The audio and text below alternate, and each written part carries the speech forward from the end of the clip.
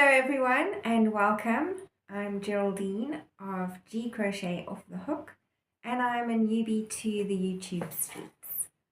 So I guess this 10 question tag is perhaps perfect for me, although initially I did read the questions as being Crochet Content Creators 10 question tag, and although many of the awesome crochet content creators that I follow on YouTube did give an open invitation to anyone who was wanting to answer the questions to do just that, I was feeling too new to want to answer the questions. And then I had a shout out from Joel from Gumleaf Crochet and Yarn, as well as Lynn from Lynn Penguin's Creations. Hello ladies. I decided I need to put my big girl pants on and hop along and have my first Q&A on the YouTube streets. So let's jump straight into them. I have the questions on a little notepad here, and the first was, how did I learn to crochet?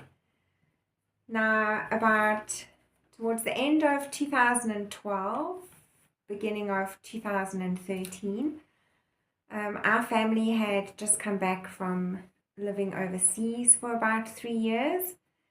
And as you do when you're moving house, there's much time spent unpacking your boxes that you had in storage for all those years.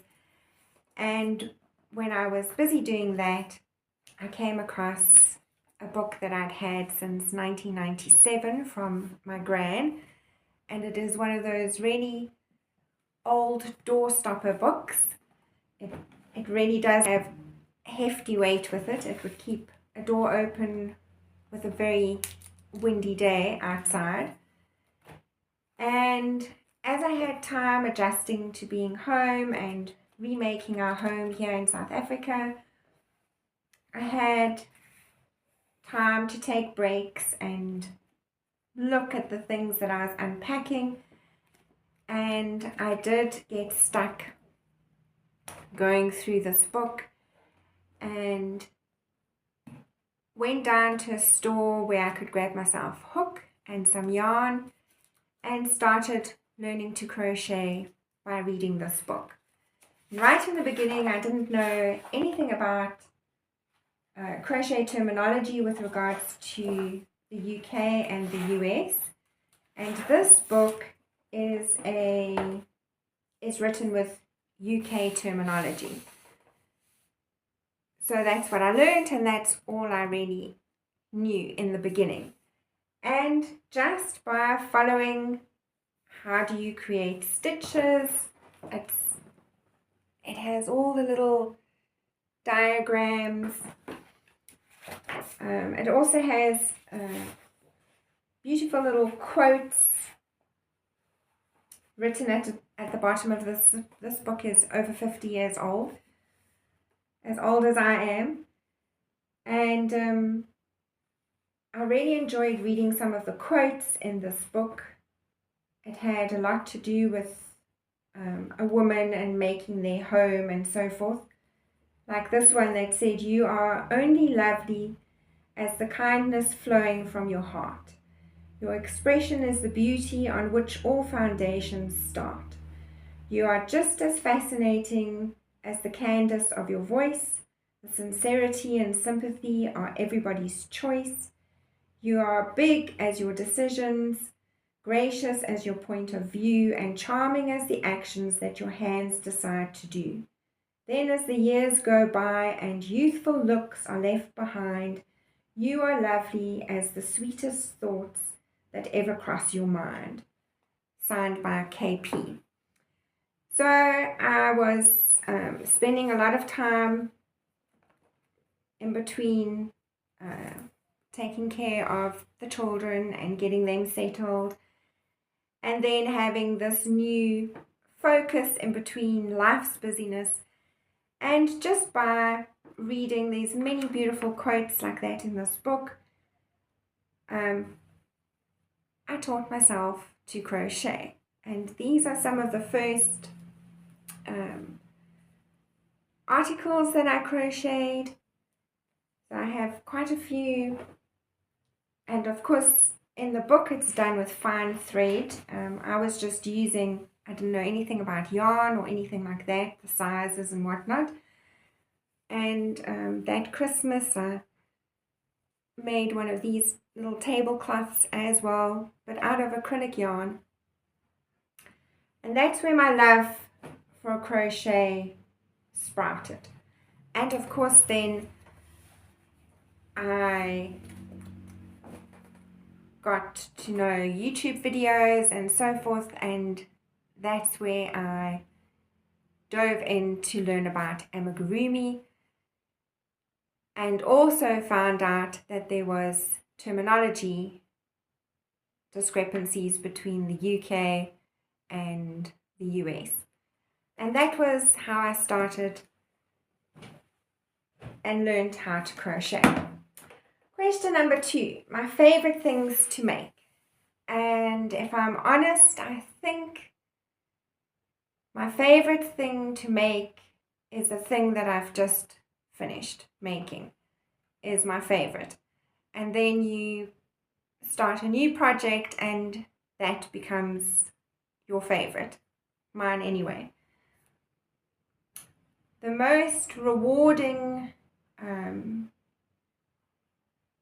crochet pieces that I enjoy is amigurumi. I just adore being able to take fibers and create a little personality of some kind in a 3D object. So amigurumis and blankets. I love to make blankets. The time that it takes to stitch each stitch and make a blanket. So it's a real toss-up between amigurumi and blankets because I like them both equally, but for a little bit of a different reason. Then question number 3, if you could use only one yarn for the rest of your life, what would it be? And I'd have to say hands down acrylic. I find it very versatile. It's easily accessible for me. It for the things that I make, it's also cost effective. When I do blankets with it, it's also very durable. So I'd have to say an acrylic. Then, what is the weirdest thing that you've made so far? That's a difficult one. Ever since I started crocheting, especially in the world of amigurumi, my children loved challenging me with requests that their friends had along the way. And I think the weirdest thing I ever crocheted, and I won't even have a picture of it, but there was a group of girls the one year that was very much into an Asian band that had 5 young lads in it. I don't remember the name of the band, but there was this big thing going around about it. It was like about this size, and it was like a black microphone. I don't know if the group was called BTS or something to that effect. And of course, in the beginning of crocheting, I thought I could challenge myself to making whatever was thrown my way. That was the weirdest thing I made. It was this black microphone object, and I didn't really enjoy making it, but the kids were thrilled with it. So that was the weirdest thing that I've crocheted so far. Something that you would never crochet. Now I'd have to say never, because I always thought to myself that I would never make an adult size wearable. And since then, even this year, I've completed a cardigan for my husband. I've made a jacket and a few jerseys now for my girls that they actually all wear out in public. So good job. It's actually something that's usable.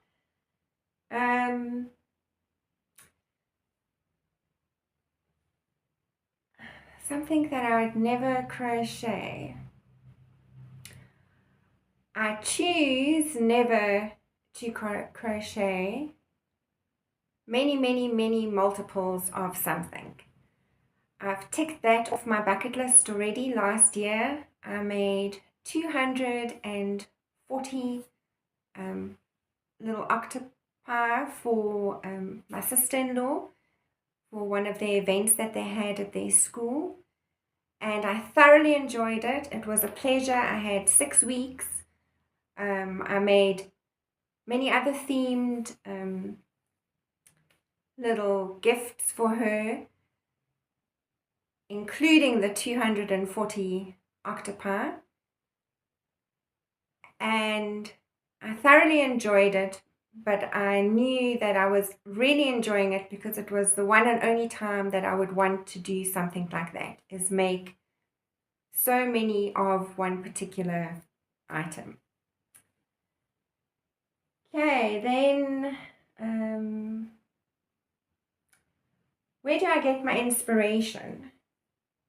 And I think I get it from everywhere. I get it from things I see other people make, from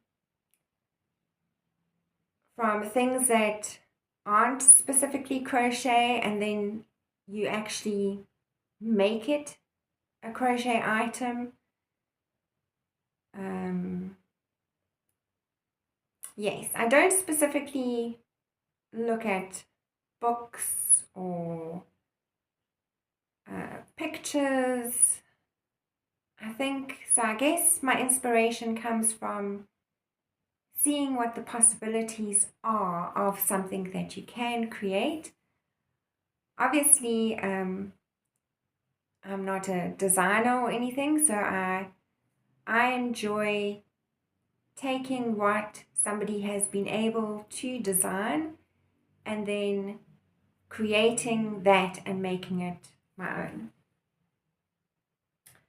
Favorite thing that I've made this year. Wow, that is so difficult because, like I said, I think my favorite thing to make is whatever I've made at that time. But this year, so far, I did work with a new cotton acrylic blend, and I made this zebra from that specific yarn.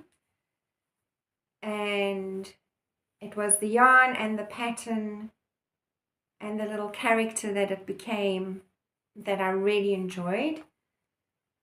And then also I've made a few blankets this year already, and I've really enjoyed them too. So I can't pinpoint a favorite. It is really whatever I'm working on at that time is my favorite. Crochet plans that I'm excited about this year. I am truly excited to be able to settle into learning what it is to have time for myself. Our household has changed. It's been changing for the last couple years, and now I have been gifted, I feel, a space where I can actually have my yarn, I can have my amigurumis around me, and I'm just really excited about learning how to guilt-free have that time and the space and make it my own. I'm really excited about that. Then, what is the worst thing about crochet?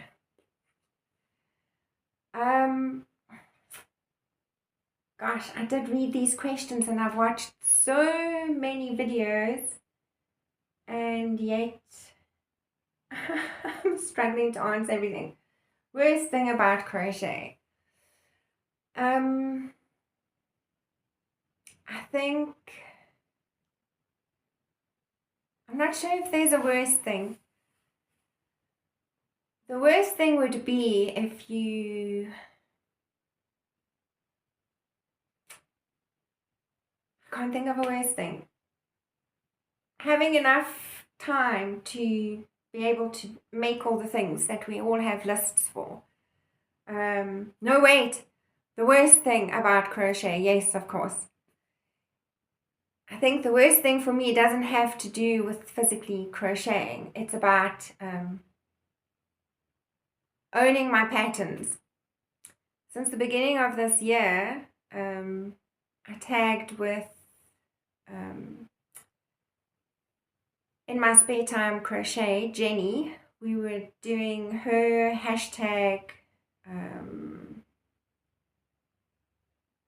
crocheting our pattern stash buster for 2025, and although for the first 3-4 months I really did stick to it, I then also found that my pattern keeping blows my mind because I have so many patterns digitally. I have crochet magazines that I've stopped buying because I'm not crocheting the actual patterns out of the crochet magazines. Even since we started, we were rewarding ourselves with having crocheted something from our previous patterns before we bought new patterns. And then you just can't stop yourself. You have to get a specific pattern. So although I do continue to monitor and streamline the patterns that I've had for the last, since 2013, maybe that's the worst thing. It would never be having too much yarn, but keeping my patterns aligned and actually using them for the yarn that I bought for them, or yes, not spending so much time filing patterns instead of just having the time to crochet them. Okay, so we have a worst thing about crochet maybe is me keeping my patterns in line. Then the favorite thing about crochet. Well, there are so many things that are my favorite thing about crochet. The creativity, the feeling accomplished when you set out to make something and then you finish making it. It's been something that calms my mind through very troubling times. It's my kids encouraging me to be on YouTube. I think it's so they can keep an eye on me from a distance when I remember to actually put something out. And then watching for many years so many YouTubers, and just this year when I started YouTube, finding so many more new YouTubers to follow, watching the community from afar, but then actually putting your toes into it and being so warmly welcomed and encouraged, and I don't know, it blows my mind. It's crochet is a comfort, and then being involved with the community on YouTube, on Instagram, has just brought even more joy. So my favorite things about crochet is just the togetherness, even though we're all so far apart, and the creativity of being able to express yourself with fibers.